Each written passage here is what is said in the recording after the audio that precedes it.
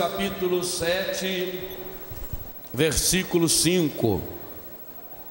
Romanos 7, versos 5 e 6.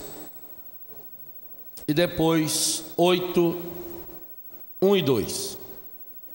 Romanos, vou falar mais baixinho para não atrapalhar a conversa de ninguém. Romanos 7, verso 5. É triste a gente atrapalhar os outros, né? Quando vivíamos no nível da carne, as paixões pecaminosas ativadas pela lei agiam em nossos membros, a fim de que frutificássemos para a morte. Agora, porém, mortos para aquilo que nos aprisionava, fomos libertados da lei, de modo a servirmos no novo regime do Espírito e não mais no regime antiquado da letra. Capítulo 8, versos 1 e 2. Agora, portanto, já não há condenação para os que estão em Cristo Jesus, pois a lei do Espírito que dá a vida no Cristo Jesus te libertou da lei do pecado e da morte. Agora, portanto, já não há condenação para os que estão em Cristo Jesus, pois a lei do Espírito que dá a vida no Cristo Jesus, a lei do Espírito que dá a vida no Cristo Jesus, te libertou da lei do pecado e da morte. Palavra do Senhor. Eu acho excepcional essa tradução da Bíblia da CNBB. Começa no versículo 5 do capítulo 7 dizendo: quando vivíamos no nível da carne. Esse é um erro de português, mas é uma certeza teológica. Porque, aliás, é uma força de expressão medonha que inventaram e até hoje não se sabe de onde. E quando eu li a primeira vez essa tradução, me saltou aos olhos. Como é que podia ter passado um erro tão absurdo numa tradução da Bíblia? Mas depois eu fui entender que não era erro. No nível significa nivelado. A única coisa que pode falar que está no nível é do mar. É no mesmo nível. Quando eu falo assim, em nível de, é uma imbecilidade. Por que será então que os nossos bispos autorizaram uma tradução tão inspirada e deixaram colocar no nível da carne? Porque tinha a mão do Espírito Santo por trás. O que o pecado faz conosco, ele vai nos nivelando com ele mesmo. E é isso que acontece. Na medida em que nós vamos deixando aqueles desejos, canalizando os nossos desejos, que são bons, que são maravilhosos, que são de Deus, no pecado vai acontecendo esse nivelamento. A gente vai ficando do mesmo tamanho do pecado. Por isso que a gente fica para baixo, por isso que a gente fica deprimido, por isso que a gente fica mal. E o que o Cristo fez por nós? Ele foi lá e nos chamou para ficar no nível dele? Não. A libertação do Cristo, que esses 4 versículos nos fala, acontece exatamente nisso. O Cristo em primeiro lugar. E o Eugênio acabou de nos convidar a rezar quando proclamou essa verdade de fé maravilhosa, que está no versículo 14 do primeiro capítulo de São João. O verbo de Deus se fez carne, se fez gente e habitou entre nós. Jesus então veio e ficou ao nosso nível. E por isso que Jesus foi até o inferno. Ele desceu à mansão dos mortos. São Paulo aos Filipenses capítulo 2 versículo 6 diz: sendo ele de condição divina, não se apegou ociosamente a essa condição, fez-se humano, então veio no nosso nível, e como humano, escravo obediente até a morte, quer dizer, foi ao mais baixo nível que pode nos levar ao pecado, foi ao fundo dos infernos, foi lá na grota mais profunda, para de lá vir remindo, libertando, restaurando a humanidade ferida. Então esse que parece um erro, é na verdade já uma profecia. Nós precisamos agora tomar posse dessa graça em nossa vida, e essa é a grande experiência que nós precisamos fazer. E penso que não é por acaso que hoje, dia de Nossa Senhora de Lourdes, nós vamos falar sobre isso hoje à tarde na missa, Deus esteja nos convidando a esse processo dinâmico que começamos na sexta-feira. Na sexta-feira nós éramos convidados a tomar uma decisão, ou como Davi, ou como Herodes. A liberdade é nossa. No sábado e no domingo, nós fomos olhando até onde o pecado pode nos levar, ao ponto de ele mudar os nossos desejos, as nossas forças naturais, mas nos apontava para a grande promessa de libertação na missa de ontem, quando nós somos convidados a ser sal da terra e luz para o mundo. E hoje o Senhor está nos convidando a entrar nesse processo de redenção, de salvação. Por que tudo isso tem sido importante? Porque nós precisamos, por experiência, saber: eu por mim mesmo sou absoluto e completamente impotente. A única coisa que eu consigo fazer por mim mesmo é pecar, porque meus desejos, que são muitos, que são grandes, eles vão sendo canalizados, e aí vira uma lei. Paulo usa essa expressão muito forte, a lei do pecado, que faz com que a gente vá frutificando para a morte, que eu falava dos talentos ontem. Quer dizer, nós vamos aprendendo a pecar, criando situações de pecado. Agora, porém, mortos para aquilo que nos aprisionava, fomos libertados. Quando é que esse processo acontece? O ser humano precisa se convencer que sem Deus ele não consegue experimentar o amor e viver o amor verdadeiro. A grande redenção do ser humano acontece no mistério da encarnação, do nascimento, da vida, da morte e da ressurreição de Jesus. E qual é a síntese mais perfeita do mistério da encarnação, nascimento, pregação, morte e ressurreição de Jesus? A cruz. A cruz é o símbolo e a síntese para nós, é o nosso sinal de libertação. Por isso que Paulo começa essa carta aos Coríntios. Em casa você pode ler como tarefa a carta aos Coríntios inteira. Ele começa dizendo que nós não temos outra coisa a pregar senão Jesus Cristo crucificado. Pode pegar Coríntios capítulo 1, o comecinho da carta. Nós não temos outra coisa. Paulo, chamado a ser apóstolo de Jesus Cristo por vontade de Deus. A igreja que está em Corinto, a igreja que está na Canção Nova, a igreja que está no Brasil inteiro. Depois ele faz um resumo, louva a Deus, fala dos problemas que tem na comunidade, a divisão na comunidade, e logo em seguida ele vem, versículo 17: de fato Cristo não me enviou para batizar, mas para anunciar o Evangelho, sem sabedoria de palavras, para não esvaziar a força da cruz de Cristo. Versículo 18: a pregação da cruz é loucura para os que se perdem. Por que é loucura para os que se perdem? Porque enquanto estamos na lei do pecado, Romanos 7,5 que acabamos de ler, o pecado torna-se uma lei. Por que ele se torna uma lei? Porque nós não somos mais responsáveis por nós mesmos. Gente, nós temos que barrar o pecado em nós exatamente por isso, porque senão ele chega num momento que você não é mais dono dele. E eu falava isso ontem. Primeiro, o pecado significa liberdade. Eu sou livre, posso fumar, eu sou livre para beber, eu sou livre para... E com o tempo ele vai me tornando dependente, e mais um pouco de tempo, escravo. E escravo obediente até a morte. Por isso, aquele texto que eu acabei de citar, São Paulo aos Filipenses capítulo 2, o Cristo se faz escravo obediente até a morte. Aquilo que o pecado faz em nós, Romanos 6,23, O salário do pecado é a morte.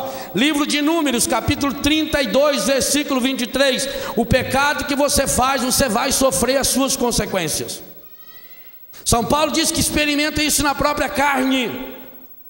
Romanos 1,18 seguintes: quando nós entramos no pecado, nós recebemos no corpo a paga desse desvio, desse desvario do pecado. Ele vira em nós uma lei que frutifica para a morte. Então, para aqueles que se perdem, a cruz de Cristo é loucura, é um absurdo. Mas para os que são salvos, para nós, ela é força de Deus. A palavra força, a palavra dínamos no Novo Testamento é o Espírito Santo. O Espírito Santo nos vem pela cruz do Senhor. Se nós hoje não compreendemos também essa identificação, a cruz é a identificação máxima de Deus por amor à humanidade. São João diz no capítulo 3, versículo 14, 15 e 16: Deus amou tanto o mundo, tanto, que entregou seu Filho, para que todos que nele crescem fossem salvos. Salvo do quê? Não é salvos há 2000 anos atrás, é salvo hoje dessa situação de perdição que a gente se encontra, dessa situação de perdição que cada um de nós se encontra. Por isso é preciso contemplar a cruz de Jesus. São João, no capítulo 19 do seu Evangelho, logo depois do versículo 34, quando ele fala que um soldado rasgou o lado de Jesus e furou o coração do Senhor, ele diz: vão ter que olhar para aquele que foi transpassado. O nosso processo de libertação hoje, na missa de libertação que nós vamos rezar hoje à tarde, ela precisa ser esse olhar de adesão do nosso coração cheio de pecado para o coração rasgado de Cristo na cruz, da onde vai brotar o Espírito Santo, da onde vai brotar esse rio de água viva. Sem esse olhar, e é interessante que no Evangelho de São João, no grego, essa frase, vão ter que olhar para o transpassado, no grego é opsontai, que significa um imperativo categórico, ou seja, não tem outra escolha. Em grego é mais ou menos assim: vão ter que olhar. A única saída é olhar. E nós sabemos que no Evangelho de São João, olhar não é pura e simplesmente olhar lá e enxergar. Olhar significa criar uma sedução. Aquilo que o profeta Jeremias fala, capítulo 20, verso 7: seduziste-me, Senhor, e eu me deixei seduzir. É esse processo de sedução, o processo que a serpente faz. A serpente, ela vai encantando, ela vai olhando e seduzindo a sua vítima, ela contempla a sua vítima. O pecado tenta fazer isso. No processo da sedução de Deus, o seduziste-me, Senhor, ou aquilo que Paulo fala em Filipenses 3,12: eu fui conquistado pelo Senhor. Conquistar é tomar posse. Todas as áreas da minha vida foram conquistadas pelo Senhor. Mas Jeremias lembra: é preciso que eu queira essa sedução. E esse processo acontece na cruz de Jesus. O Cristo assume a condição humana em tudo, menos no pecado. Mas aquele que não tinha pecado, Deus o fez pecado por nós. Ele assume as consequências do pecado. O verbo de Deus se faz carne. E carne aqui, o termo grego é sarkis, significa a podridão da carne. O verbo de Deus se fez carne significa Jesus assumiu a carne humana no seu pior. É quase que dizer que sarkis deveria ser traduzido como uma carne podre, como uma carne de ferida.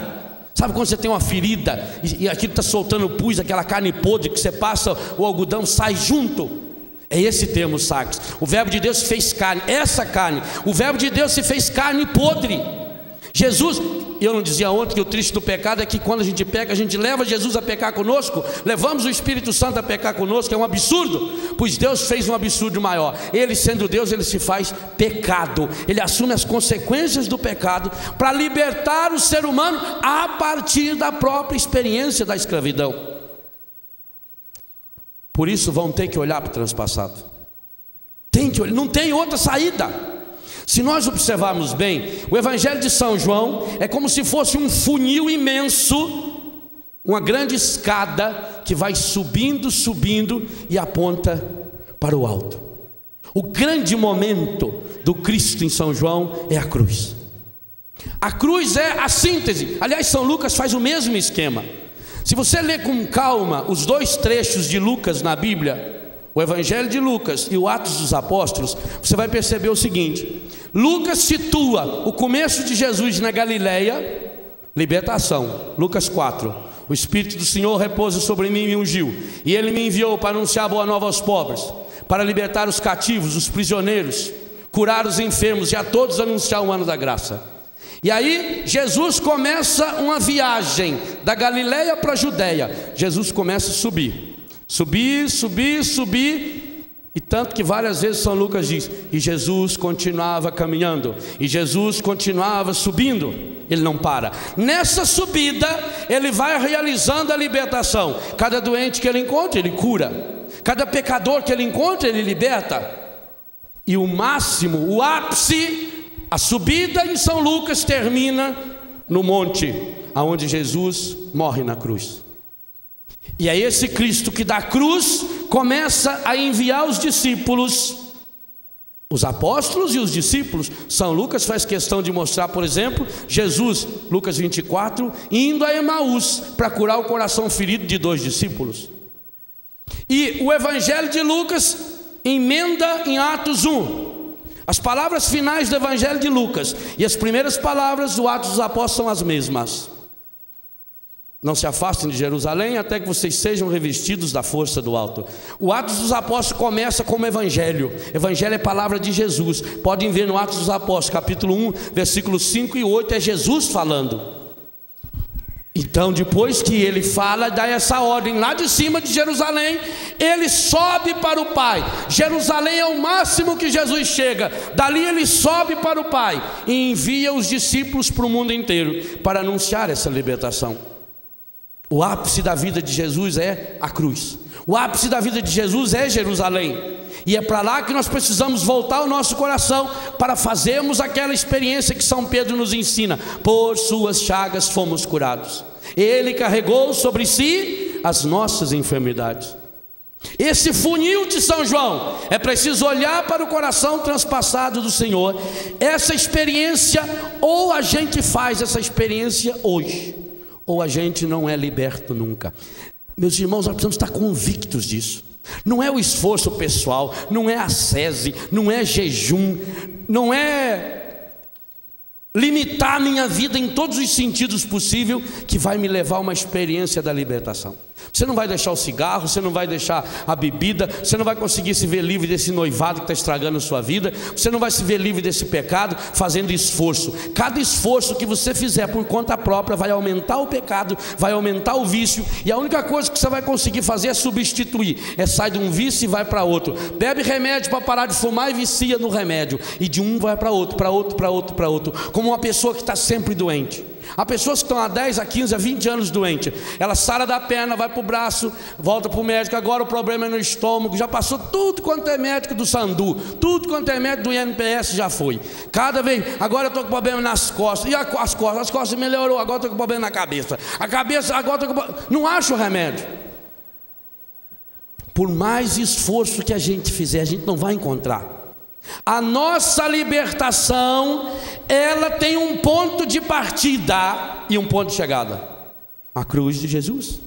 Vão ter que olhar para o Senhor transpassado. E Jesus chamou a atenção disso. No capítulo 3 de São João ele diz: do mesmo jeito que Moisés levantou a serpente no deserto, assim será levantado o Filho do Homem. Moisés é o grande modelo, é o grande protótipo da libertação. Moisés é aquele que tirou o povo da escravidão do Egito e o levou para a terra prometida. A primeira Páscoa se realiza com Moisés lá no Egito. A segunda se realiza aos pés do Sinai, na caminhada do Egito. O povo de Deus já estava liberto, como nós aqui também já fomos libertos pelo sacramento do batismo e por todos os outros sacramentos que já recebemos. Eu fui liberto já no sacramento do batismo, sacramento da reconciliação, sacramento da crisma, sacramento da Eucaristia, sacramento da ordem. Você já foi pela batismo, crisma, comunhão, reconciliação, matrimônio.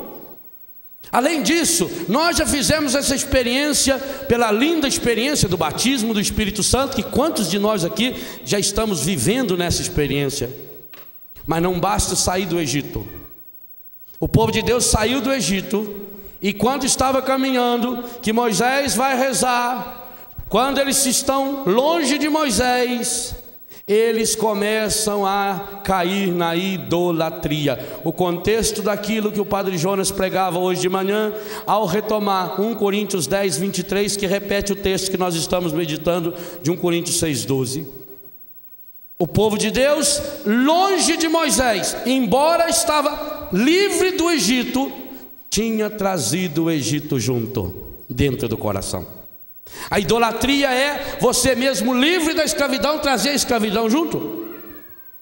E quando Moisés desceu, ele ficou triste demais, porque o povo de Deus havia feito bezerro de ouro para si.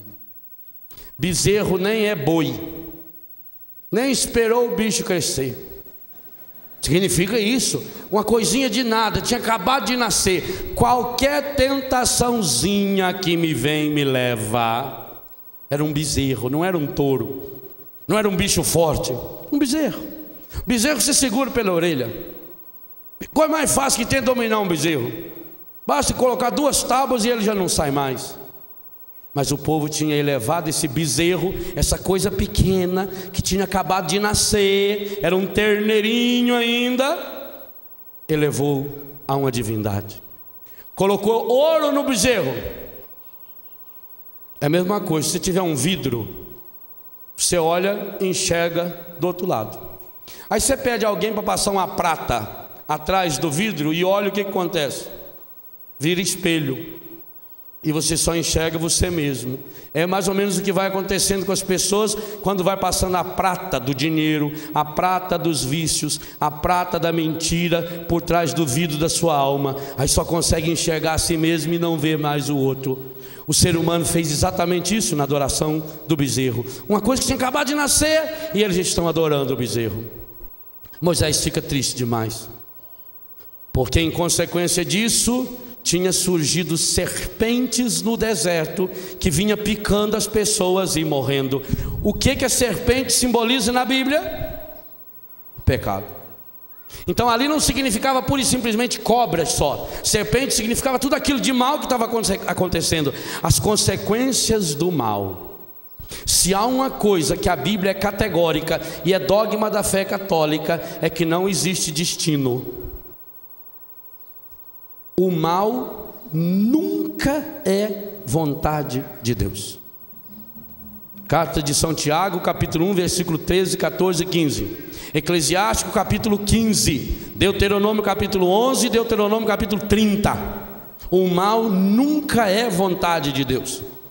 A serpente foi produzida pela adoração do ser humano ao erro. A serpente foi produzida pela idolatria.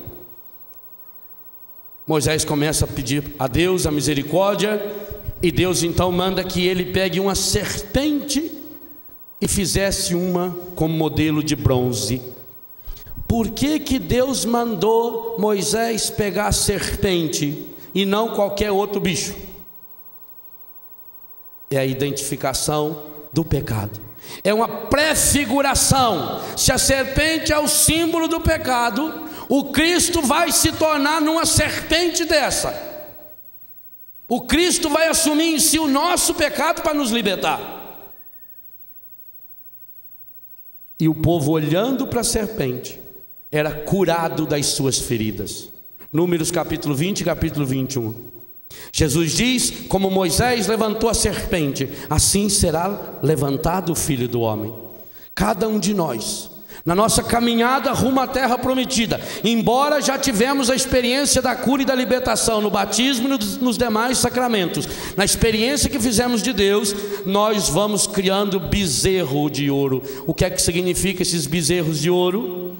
Basta vir uma novidade que nos leva, até novidade espiritual. Eu estou sempre à cata da última novidade. Basta vir alguém com alguma ideia diferente, que ele já me seduziu. É muito fácil me seduzir. Um bezerrinho me seduz, uma coisinha de nada me seduz. O pecado vem para mim como um bezerro. Bezerro é uma coisinha delicada, é uma coisinha frágil, que você pode chegar perto. Ele não oferece perigo nenhum, mas bezerro vira boi. E um bezerro, por exemplo, na Espanha existem as fazendas especializadas para criar o boi para tourada. E qual é o processo de criar um boi para tourada? Muito simples. Primeiro, ele tem que ser descendente de vaca braba. Nós também vamos ser descendentes de vaca braba, de boi brabo, do pecado. Depois o fazendeiro tem que ter uma fazenda muito grande, cercada de mata, onde ninguém pode entrar lá dentro. Eles têm guardas nas fazendas para impedir que alguém entre, porque assim que o bezerro nasce, eles levam esse bezerro lá para o meio do mato, e ele não pode ter contato com ninguém. Por quê? Para que a primeira vez, como touro, que ele tiver contato com uma pessoa, ele estranhe a pessoa, ele fique bem brabo. Quanto mais isolado for criado esse bezerro, quanto mais no mato, quanto mais no meio do bosque, quanto mais longe da civilização, pior ele fica. E aí eles vão dando muita comida para ele. O tratador desses bois, ele vai tratar dos bois quando os bois não podem vê-lo. Quando o boi está escondido lá no meio do mato, de lá ele joga comida para o lado de cá. Quando o boi vem para cá, para não ver o tratador, porque o boi tem que ser muito forte.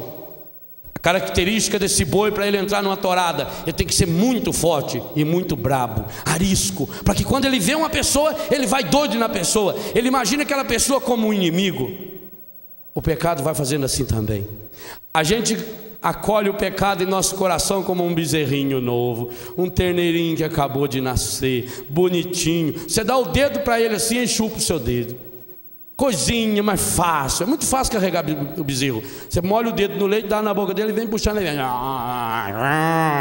Ele acha que você é a mãe dele, é a coisa mais fácil que tem. Então eu levo o pecado para minha casa. E aí ele vai crescendo, longe de Deus. Eu não vou na comunidade, eu vou vivendo lá na minha rua Kansas, fechadinho no meu mundinho. Eu vou escondidinho, eu vou criando esse mundo bem do subjetivismo. Eu não quero me incomodar do individualismo. Eu vou criando meus bezerrinhos no meio do mato. E ele vai se tornando um boi feroz, um bicho feroz. E eu vou adorando, eu vou protegendo, eu vou tratando. E esse bicho vai me enfrentar um dia.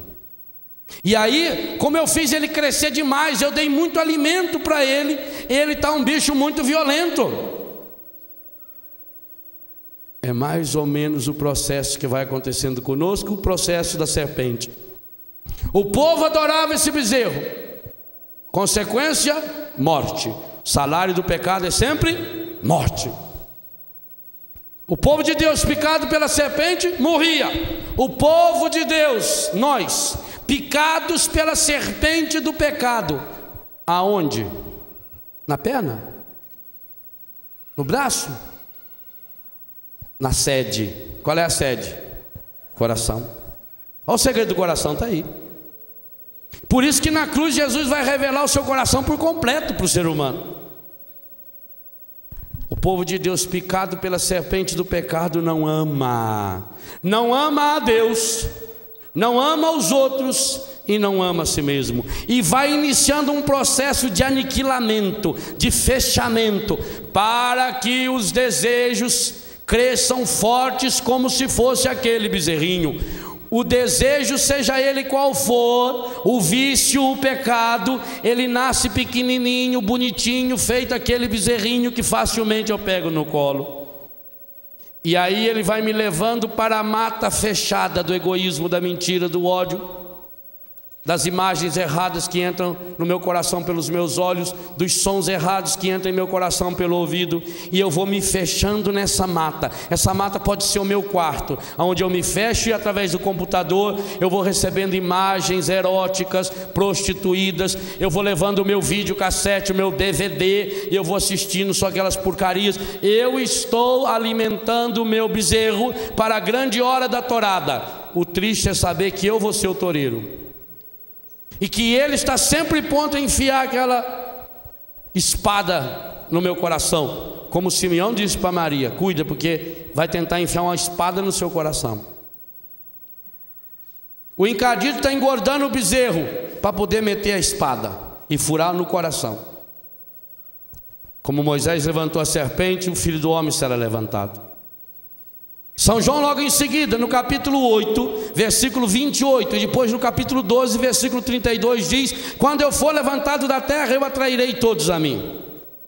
Quando eu for levantado da terra, então sabereis quem eu sou. Ora, a Gaudium et Spes, do Concílio Vaticano II, no número 13 e no número 16, diz que Jesus Cristo é aquele que revela Deus ao ser humano, mas revela ao ser humano o próprio ser humano. Ou seja, eu só vou descobrir quem eu sou verdadeiramente quando eu olhar para Jesus. Enquanto eu olho para o bezerro do pecado, eu não sei quem eu sou. E por isso que nascem os complexos. Ah, eu sou feio, eu sou isso, eu sou aquilo. Por isso que nascem os traumas. Por isso que nasce a revolta interior. Por isso que nasce a tristeza. E daí é o prato cheio para a dependência, é o prato cheio para os vícios. A pessoa vai se desvalorizando, a menos-valia. Por um lado, para as coisas de Deus, menos valia. Para as coisas do pecado, sereis como deuses. Olhando para o pecado, eu vou me nivelando, vou ficando ao nível do pecado, eu vou ficando parecido com o pecado. Você já notou, por exemplo, que criança adotada, com o tempo ela fica parecida com a mãe, com o pai? A gente vai ficando parecido com aquele que a gente convive. As pessoas, quando começam a conviver com as outras, vão falando do jeito das pessoas, o sotaque, algumas palavras que a pessoa diz, o outro começa a dizer também, porque a gente vai se influenciando. O jeito de falar, o jeito de vestir, o jeito de rir, o jeito de brincar. Quando a gente vai se nivelando ao pecado, quando a gente vai ficando amigo íntimo do encardido, a gente vai ficando parecido com ele. Isso é o mais terrível do pecado. Quantas e quantas vezes você já ouviu alguém dizer: fulano parece o próprio demônio? Não é assim? Padre, meu marido parecia que estava dominado pelo encardido. Porque a gente vai ficando parecido com aquele que a gente anda, com aquele que a gente imita, ao nível de, eu vou ficando nivelado ao pecado. O ser humano sabe quem ele é quando ele começa a olhar para Jesus. Vão ter que olhar. Não tem outro jeito. Enquanto você se olha para o mundo, e a gente sempre fica olhando para o mundo. Por isso, qual é a última moda na roupa? A moda que meu artista predileto usa, eu vou copiando. Eu vou vestindo roupa igual, eu vou cortando o cabelo igual. Quanto mais eu olho para o pecado, através das pornografias, da violência, da mentira, eu vou ficando parecido com o pecado. Vão ter que olhar para o transpassado para quê? Na medida em que nós vamos olhando mais para Jesus, qual é o processo que vai acontecendo conosco? Vamos ficando semelhantes a Jesus. Paulo pede que nós sejamos imitadores dele, como ele é imitador de Jesus. Jesus é a imagem visível do Deus invisível. Ele vai restaurando a nossa imagem. Nós vamos ficando semelhantes a Ele. Ainda não apareceu verdadeiramente aquilo que nós somos. É no Cristo que nós vamos ficando. Porque qual é o nosso modelo? O ser humano foi criado em imagem e semelhança de Deus. Quando o Pai pensou no ser humano, qual é o modelo que Ele tinha em mente? Foi pregado para nós aqui no sábado de manhã pelo Padre Jonas. O Pai tinha Jesus como modelo. Eu tenho que olhar para Jesus para ver o meu modelo. Por isso que a gente não pode se comparar com ninguém. Mãe, não compare seus filhos nunca. Seu filho é único. É como o pai e a mãe chamou o menino que veio da escola, pegou o boletim dele e disse: você podia nos explicar uma coisa? Nós por acaso vimos o boletim do seu colega Inclusive ele é mais novo que você 1 ano e meio. Como é que você explica que ele tem notas melhores do que as suas? O menino olhou e falou: é que o pai e a mãe dele é mais inteligente. Quem é que ajuda a criança a fazer tarefa? Quem ajuda a fazer tarefa? Não compare seu filho, porque você poderá ouvir dele a mesma resposta. Não se compare com ninguém, porque quando a gente se compara com as pessoas, como cada um é único, só pode acontecer 2 coisas: ou eu me comparo com alguém inferior a mim, e aí eu acho que eu sou melhor, e aí vem o orgulho, a vaidade, a prepotência, a autossuficiência. Ou eu me comparo com alguém que eu acho que é superior a mim, e aí vem o complexo de inferioridade, a menos-valia, o complexo, a humilhação, os medos. A única pessoa com a qual a gente pode e deve se comparar é com Jesus. Olharão para aquele que foi transpassado? Porque sendo ele de condição divina, veio ao nível desceu ao meu nível. Para quê? Para me revelar quem eu sou. A grande pergunta que nós devemos inverter, eu falo nisso num dos meus livrinhos, não é quem eu sou, porque quem eu sou pode ser respondido conforme os condicionamentos que a gente aprendeu na vida. Eu preciso descobrir de quem eu sou. Nunca pergunte quem sou eu, pergunte de quem sou eu, a quem eu pertenço. Nós pertencemos ao Senhor. Quer a gente viva no pecado ou na santidade, nós pertencemos ao Senhor. Quer a gente esteja na vida ou na morte, nós pertencemos ao Senhor, porque Ele comprou cada um de nós por um preço muito elevado. Olhe para a cruz. Por isso São João diz, quando chegou o momento mais solene, e o momento da cruz é fabuloso. A cruz de Jesus significa o pior que o ser humano pode produzir.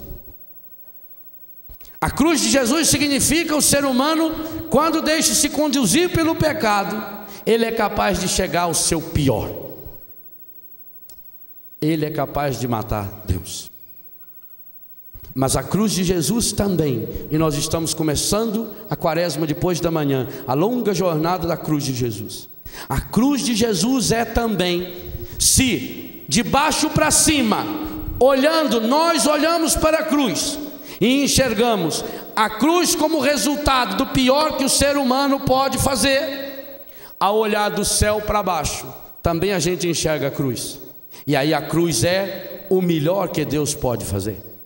Se a cruz é, do ponto de vista da história, o pior que o ser humano pode chegar pelo seu pecado, do ponto de vista da graça de Deus, a cruz é o melhor que Deus pode chegar pelo seu amor. Então escolha de que lado dessa cruz você quer estar.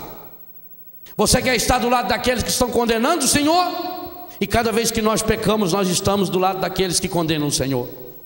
Ou você quer estar do lado daqueles que estão embaixo da cruz, como Maria, em pé, recebendo a redenção, recebendo a salvação.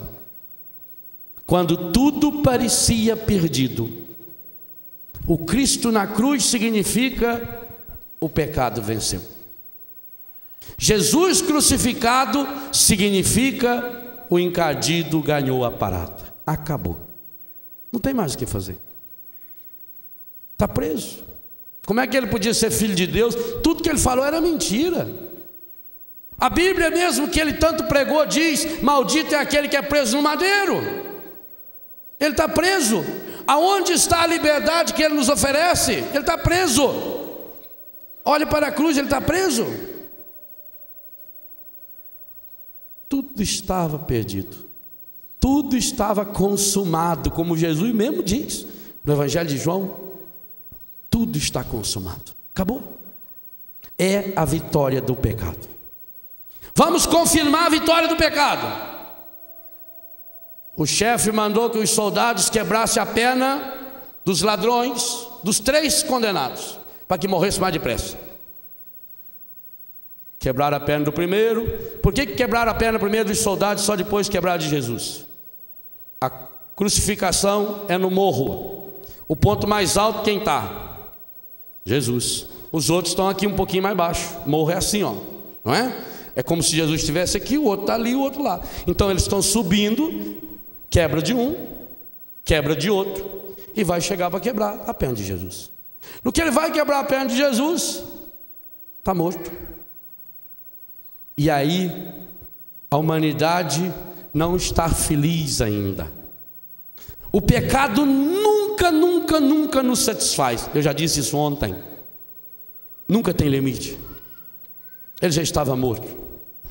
Até hoje não há crime que mais nos faz repulsar do que violação de cadáver. Que coisa medonha esse pecado, esse crime. Chama necrofilia.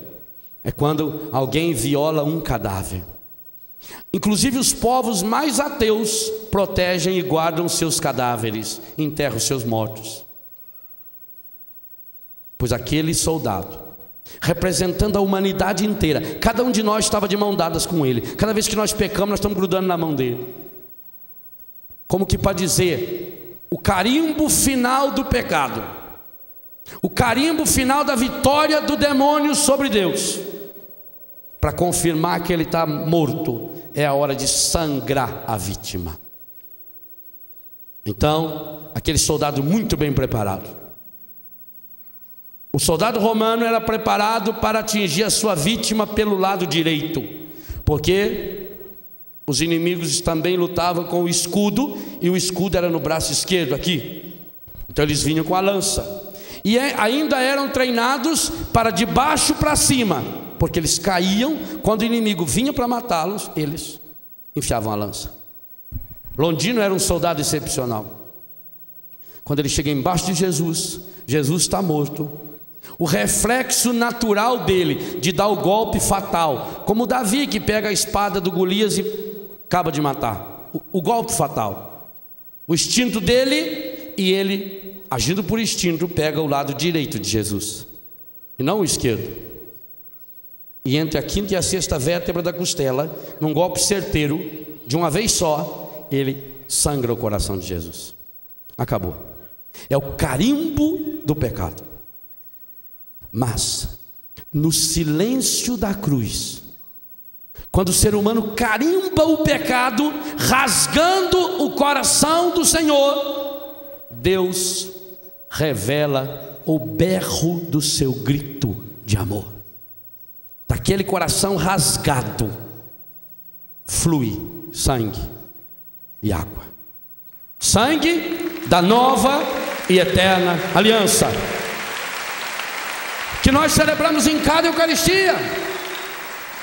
É por isso que em cada missa, observem, o coroinha, o acólito vem e derrama o vinho, e depois põe uma gota de água.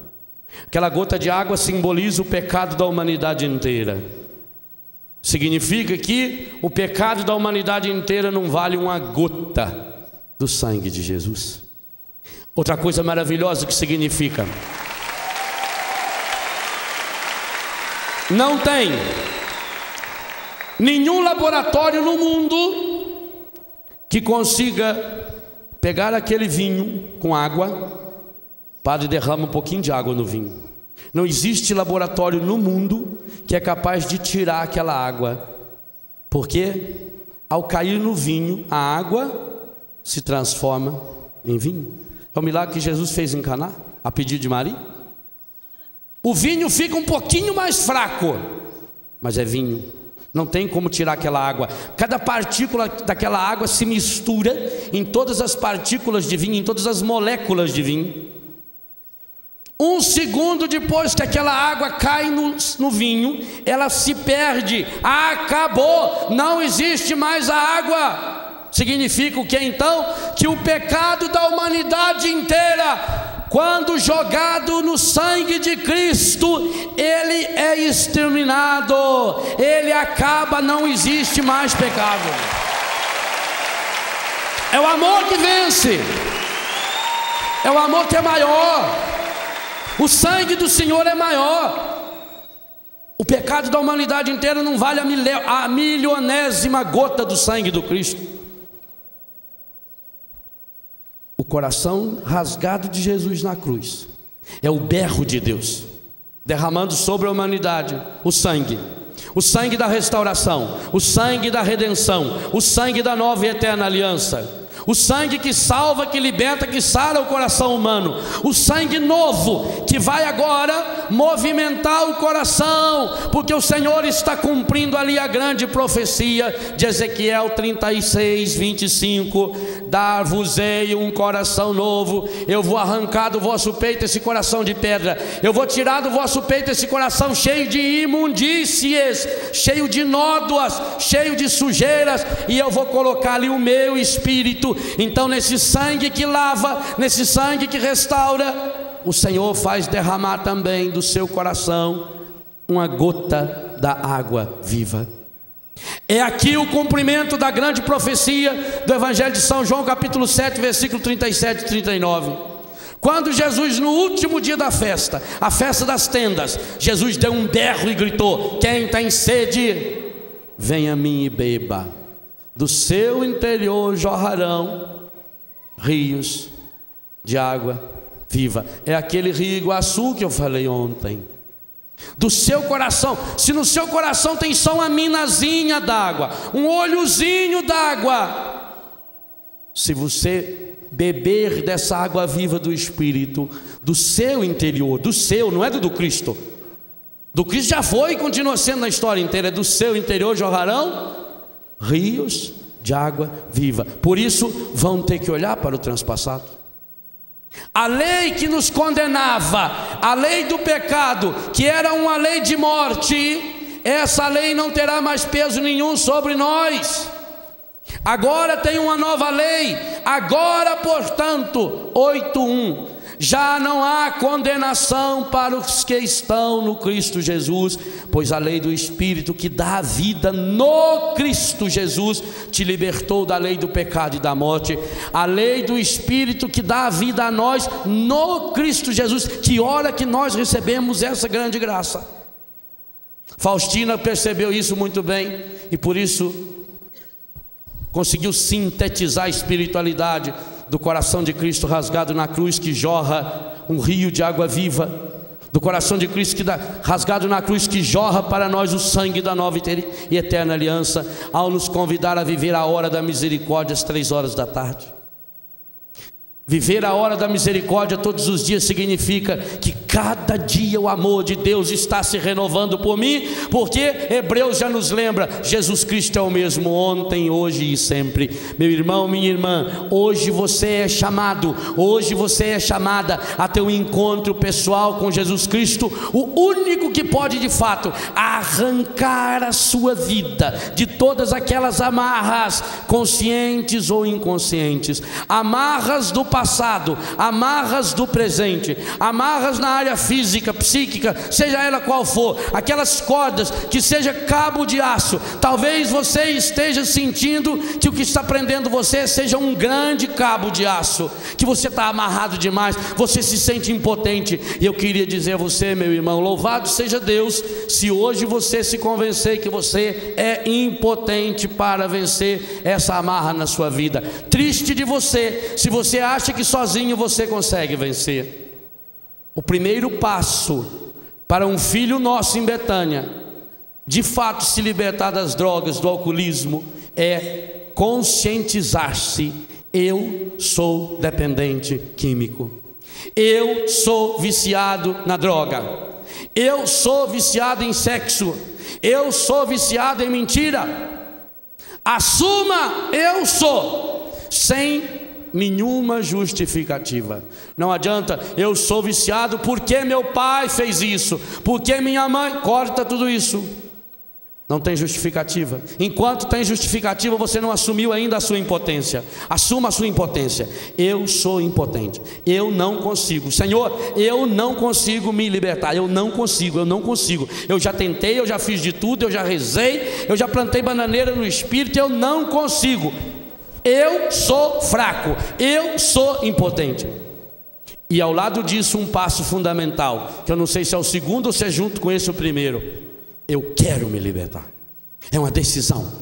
Aqui agora eu pego a minha liberdade inteira. Senhor, não interessa se a minha liberdade está marcada, ferida, machucada pelo pecado. Não me interessa, Senhor. Eu quero me libertar.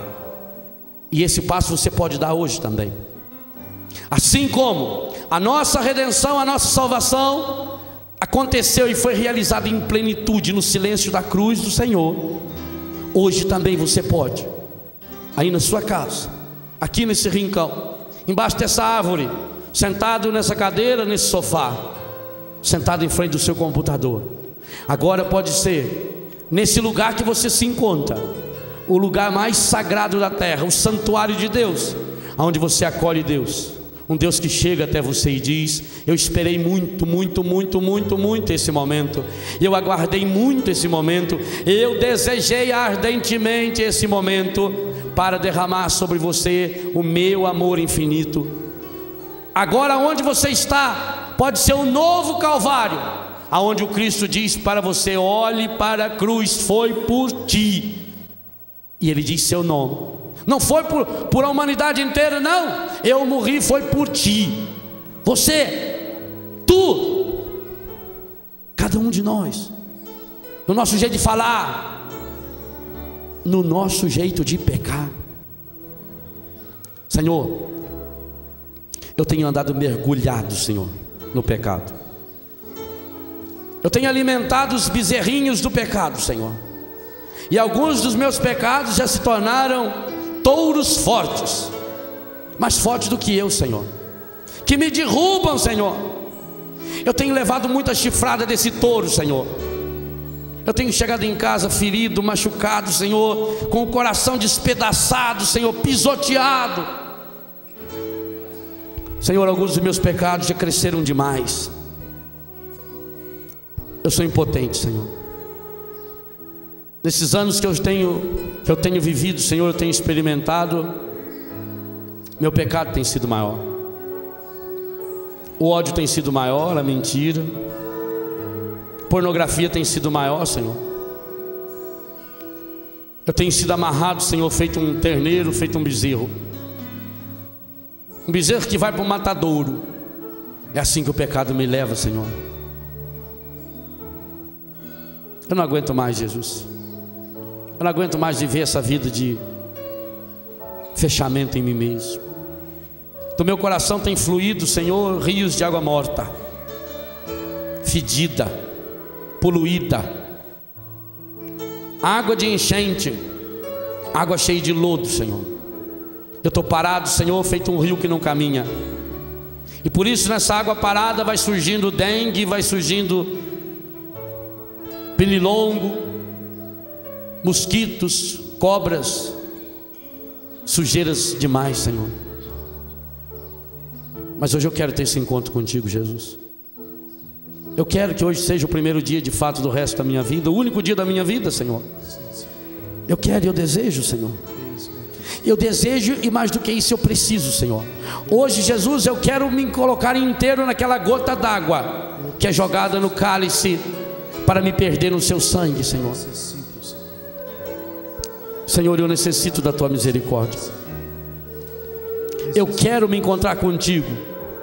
Eu marco hoje já, Senhor, um encontro contigo às 3 horas, na hora da misericórdia. E até lá eu quero ir preparando o meu coração, Senhor, para colher essa libertação que o Senhor me oferece hoje. Hoje eu quero jogar, Senhor, no teu coração rasgado a minha dependência química, esse vício, Senhor, a minha impureza, todos os meus pecados da área sexual, Senhor, todos os meus pecados afetivos, Senhor, ira, ódio, raiva, briga, aspereza, malícia, maledicência. Quero entregar hoje, Senhor, no seu coração todos os meus pecados ligados ao dinheiro, toda ganância, toda prostituição, todo espírito de lucro, todo consumismo, Senhor. Tudo aquilo, Senhor, que me impede de entrar no seu reino. Eu me entrego, Senhor. Mas é preciso que você se coloque ali embaixo da cruz, meu irmão, para sentir o Senhor olhando para você, o Senhor realizando agora. Esse é o momento. O texto de São Paulo nos disse 2 vezes: agora, é agora, não é para depois, é agora que começa a sua nova história. Porque agora Jesus olha para você e do seu coração rasgado, Ele faz fluir no seu coração o amor, a cura, a libertação. Acolha, acolha essa cura, acolha essa libertação. E para isso só depende da sua vontade, de dizer: eu quero, Senhor, eu desejo, Senhor, eu preciso, Senhor. Tenho esperado esse momento, tenho esperado que viesses a mim. Tenho esperado que me fales, tenho esperado que estivesses assim. Eu sei bem que tens vivido, sei também que tens chorado. Eu sei bem que tens sofrido, pois permaneço ao teu lado. É assim que Jesus fica com você e te diz: para ler assim. Abraça quem está do seu lado, faz seu braço cantar para esse irmão. Ninguém te ama como eu. Olhe pra cruz, esta é a minha grande prova. Ninguém te ama como eu.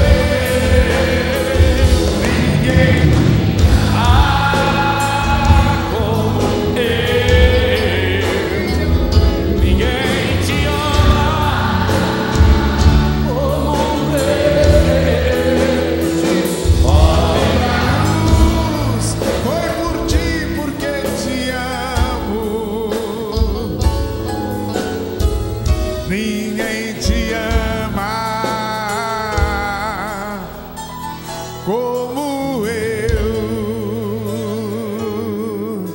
É bom se sentir amado assim, não? É bom sentir os braços do Pai em Jesus nos abraçando. Ele sabe tudo. Eu sei bem o que me dizes, ainda que nunca me fales, ainda que nunca me fales. Eu sei bem o que tem sentido. Eu sei bem que tem sentido, ainda que nunca me reveles, ainda que nunca me revele. Tenho andado ao teu lado, junto a ti permanecido. É o Senhor. Eu te levo em meus braços. Por quê? Pois sou teu melhor amigo. Abre o coração, solte a voz. Ninguém te ama como eu. Ninguém te ama como eu. Olhe pra cruz, esta é a minha grande prova.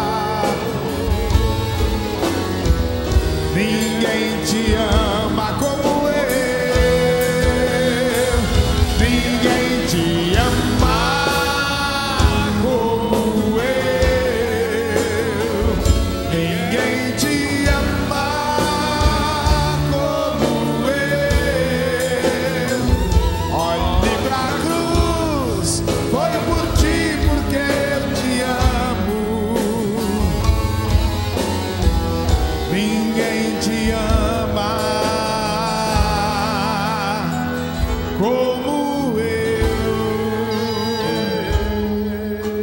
Sabe, Padre, uma coisa linda eu descobri esses dias.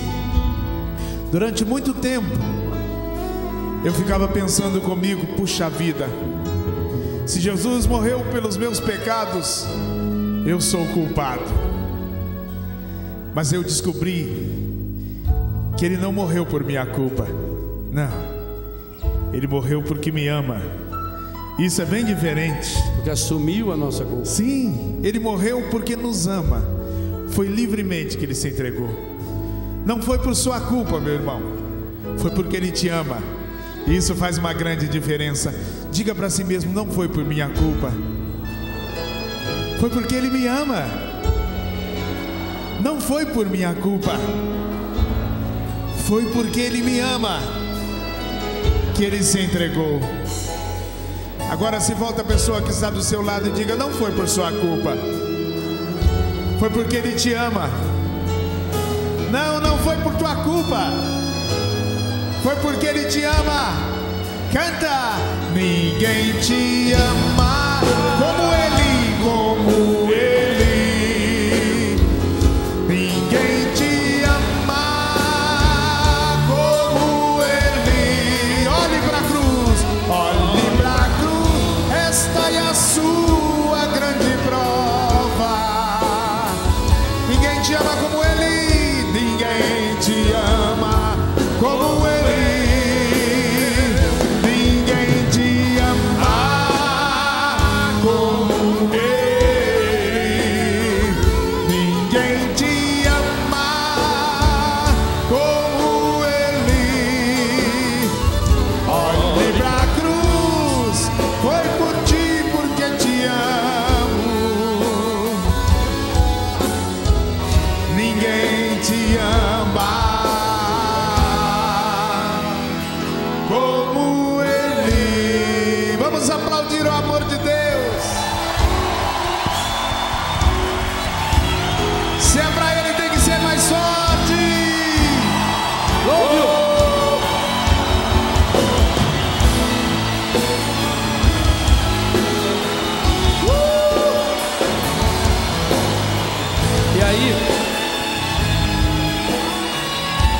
O que é mais forte ainda é que eu não preciso esconder dele as minhas culpas, porque Ele me ama conhecendo-me. Ele ama a cada um de nós com as nossas culpas. Por isso que você não tem que se desculpar. Por isso que a gente tem que arrepender. E o que é arrepender? Arrepender é voltar para Ele, ficar embaixo dele e dizer: derrama, Senhor, eu preciso dessa água, e eu sei que eu posso colocar-me sob a sua cruz, porque Tu me amas com as minhas culpas, com os meus pecados. O mundo nos ama pelas coisas boas que a gente tem. O mundo ama a nossa aparência. O Espírito de Deus revela a nossa essência, o nosso cerne para Deus, e Ele nos ama assim. Diante de Deus não tenha máscara nunca. Rasgue o seu coração do mesmo jeito que Ele foi capaz de rasgar o seu, porque me ama e porque ama cada um de nós. Amém.